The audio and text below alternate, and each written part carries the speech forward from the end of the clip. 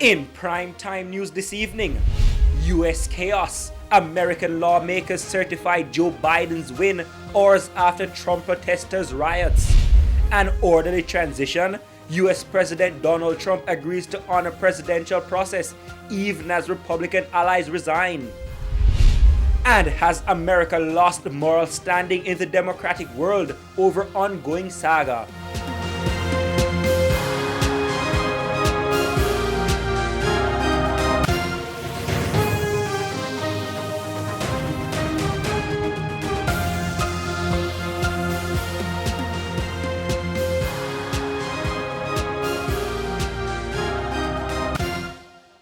Good evening and welcome to Primetime News. We're live on air and also online at onespotmedia.com. I'm Herman Green. And I'm Janella Precious. Also this evening, the top business stories of the day: sports commentary, E-Prime, and weather. But before the break, the feedback question. Our feedback question this evening: what issues do you believe the government should focus on solving this year?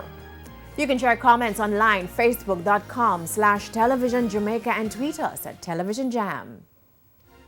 Please stay with us. Primetime News returns right after this break.